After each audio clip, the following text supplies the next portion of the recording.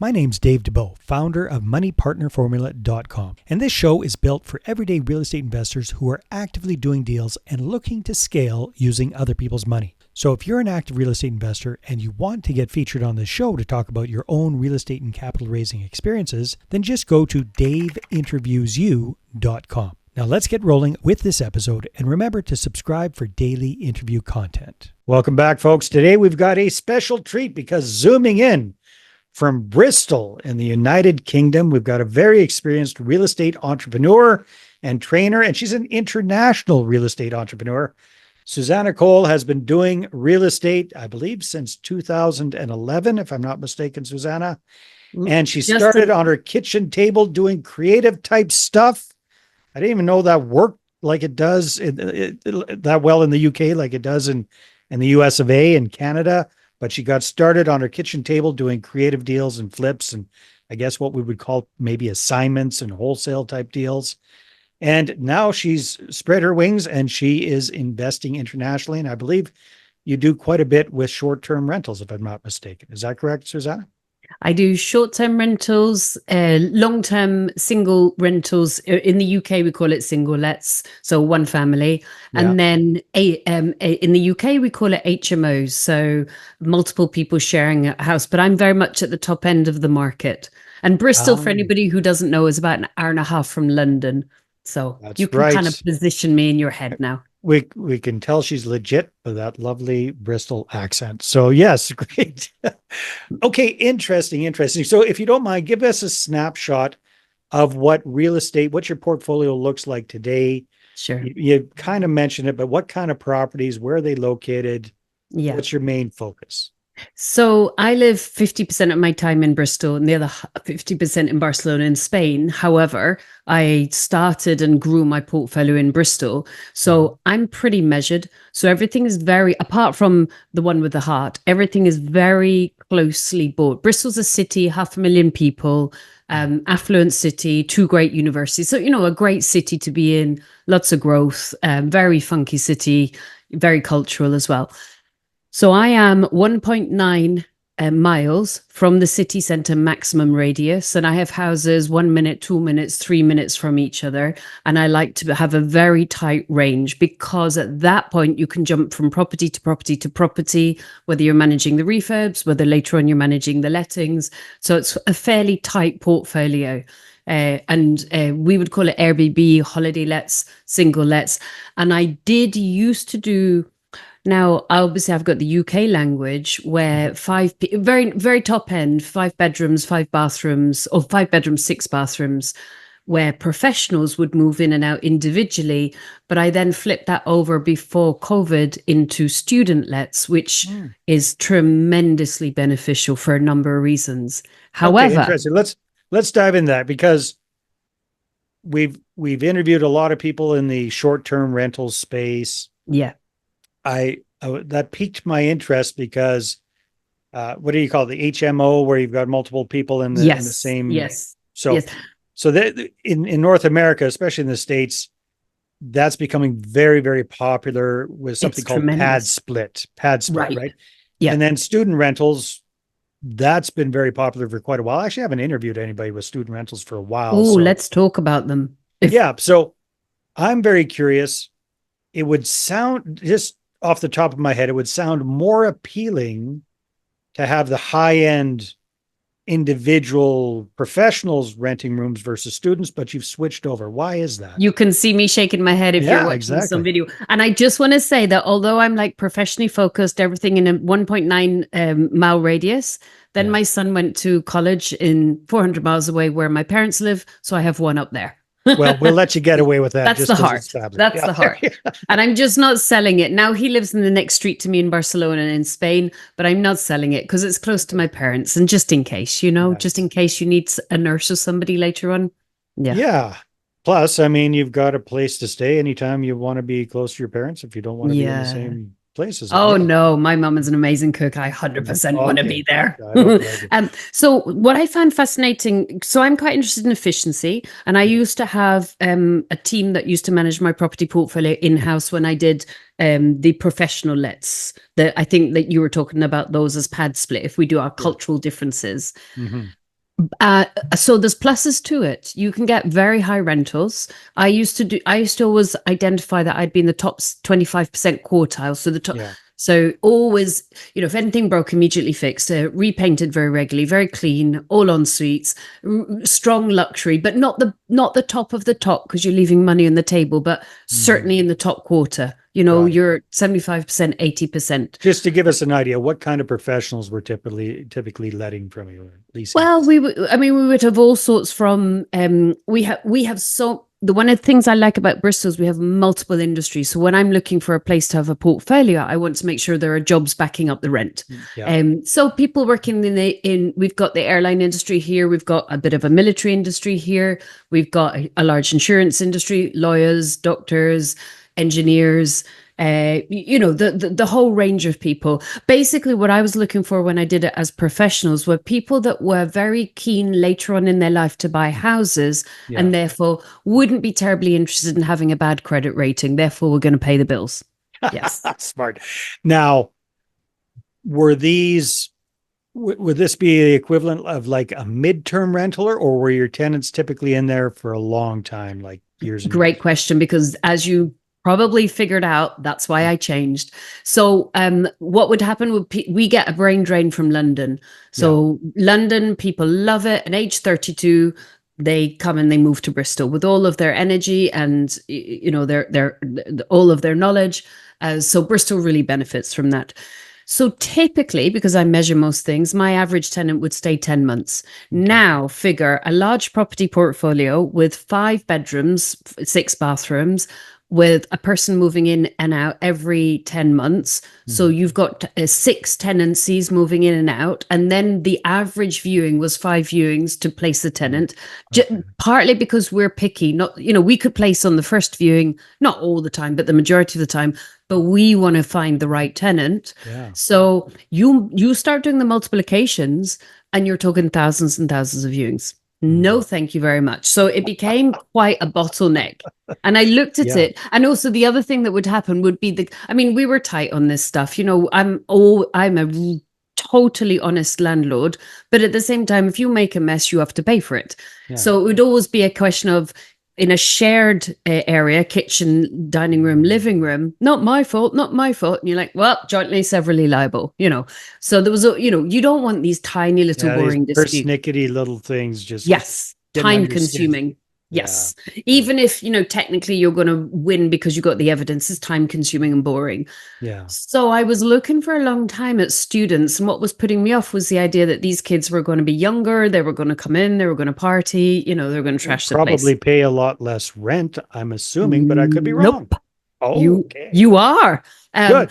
And then when my daughter went to university, my eyebrows nearly shot off my head at how much the larger companies, the big blocks were trying to charge. You're like, student residences. Yes. Yes. And then you think, hang on a minute here. So I moved into a more efficient model. Now, are you ready for this beautiful model? Yes. So in the previous one, I paid the bills, the gas, the electricity, the heating, all of that stuff. In this one, they all move in on one collective tenancy. So it doesn't really matter to me, who makes the mess. You guys are all collectively. Okay. The parents are always the guarantors, and they all have houses. They move in and out once, not 6 times. So we've reduced our work by 6. We typically in the UK have students moving in Bristol because it's such a cool city. I mean, I don't know if you know Massive Attack. 4 doors away from me is one of the guys in Massive Attack. Bristol's a really funky city. So the students don't want to go home and hang out with mum and dad. They want 52 weeks a year rentals. Really? Okay. Yep. Because it's such a cool city. So they move in typically June, July, August, and we have to stagger it. But when do we contract with them? The previous October, November, December. We got such demand, my prices went up very significantly. I earn much more rental, plus I'm not paying fees, plus I'm not expanding 6 times the effort. And we have now started to experiment with, okay, you pay the year up front, or you pay on a quarterly basis rather than a monthly basis. Interesting. Efficiency. Yeah. I like it. Well, yeah. I got my brain going there, Susannah. That's for sure. So logistical question that comes to my mind. So you're getting them all on one communal tenancy, but they're all Yes. strangers. How does that kind of work? And you're No, they're staggering them in. friends. They come as a group. So they come and say, we are the 5 friends that want to live together. And then the other beautiful thing in the UK, obviously we've got different cultural differences, but in the UK, in England, they do 3 years of a degree. So you'll get them in their second year, and we only aim for second years. We don't want third years, because always one person in the group, they move out, they move into a boyfriend, they fall out, who knows, but there's usually 3 people of the group, because my houses are better than the average, much better than the average, want to stay. So maybe they swap out 1 or they swap out 2 people. So then you've got them for 2 years, not 1 year. Yes. Yeah. Okay. Those were the logistical details I was kind of wondering about. So that makes sense. So I would imagine it gets to the stage where it's a lot more word of mouth marketing that's getting these students and tenants for you. Because would it be like when the one cohort, the one group of whatever are towards the end of their second year with you, but their third year of university, they're getting ready to move out. Then how do you find the new batch? Okay. So typically about 20% of my properties, they stay for the next year. They want to stay until the end because they like the house. They like the way they're treated. And I used to have a team in-house that used to do the lettings. I'm very fortunate that just, again, before COVID or during COVID, decided to outsource this. So I'm very fortunate. I have an amazing letting agent. So they do all the work. Nice. I mean, of course, I work with them. Of course, I do. And it's a good partnership. But it's what we did was we took lots of videos. We're good at marketing. We show it off nicely. So the cushions, the covers, the posing kit, all of that kind of stuff. The video walkthroughs, and so you've just got a product that is higher than the average, is marketed a wee bit higher than the average, and is actually genuinely maintained higher than the average, and so is a good place for them to live. So they're happy. Yeah, no, most definitely. Very, very smart. Congratulations on discovering that and modifying that and tweaking that. Yeah. You could giggle at me and say, what were you doing for the last 15 years, kiddo, before you decided to move over? Nope. Well, coulda, woulda, shoulda. We all got those. We got them. Very, very good. So, Susannah, we've talked a lot about the student, high-end student housing. Are you still doing short-term rentals as well? Is that part of your portfolio? I'm doing a little on short-term rentals, but the week so I could, well, many of us could see COVID coming. I'd been in Vietnam, and I believe, who knows, I believe I caught COVID about 4 months in advance in Vietnam, because I was in Vietnam. Most of us did not see COVID come. Oh, right. Okay. Well, I don't mean years ahead. I mean, I think in November, December, that was when I caught there was rumblings of stuff going on for sure. Yes. So by the time February, March was happening, I used to own an office, a very cool office where my team worked. And I was like, no, guys, I'm shutting that office down. You're working from home. We can see before even the government shut you down. We got shut down, and it was for safety of everybody. We're shutting this down, and in which at that point we had a very significant part of the portfolio was holiday lettings, short-term lettings. So I did actually have 2 members of the team who were like, no, we're still going to the office, and you're like, you can do that, but I think you're crazy, but up to you, in terms of, we didn't know what it was going to be, did we, at the time, so with the same mindset, I was like, this is not going to work out well for short-term lettings, because you can see that in the UK, we're going to get shut down almost certainly. So we had the fastest Scrabble known to man to turn these short-term lettings into long-term lets in 2 weeks. Wow. Oh my Lord, did we turn it? And of course, we're also doing viewings and be very careful about viewings. Yeah. And we got every single one of them filled. Yes, because short-term rentals took a hit unless you were out of the city. And it sounds like, we're all your short-term rentals are still in that 1.9 mile radius. Yep. Downtown. Yep. Yep. And of course, if you were going to get locked down, you don't need to do a temporary let somewhere. So for the first time in my life, I discounted a tiny little bit. And I was just like, get them in, get them filled with quality people, get good choices. So Mhm. drop the rent a little bit to get a good choice of a tenant, because we're going to be stuck with these Yeah. guys, because everybody's going to be stuck with everybody. Yeah. Yes. Now, have the rules and regulations about short-term rentals changed there like they have everywhere in so many And other places? it's really interesting. The guy, I forget his name, the guy who owns Air or who started Airbnb, I listen to some podcasts he's on sometimes, and Mhm. he's giving us tiny hints, which I don't know if you're picking up on, as I'm sure you are.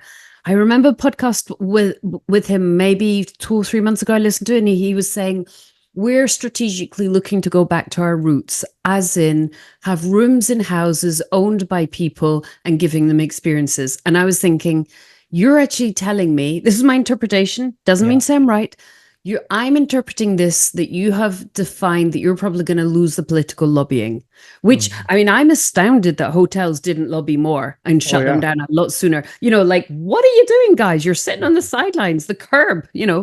So to my mind, I'm listening to that, and he is telling me politically, well, sorry, my interpretation is that he's telling me politically they've defined that they're probably going to eventually lose that battle to a degree.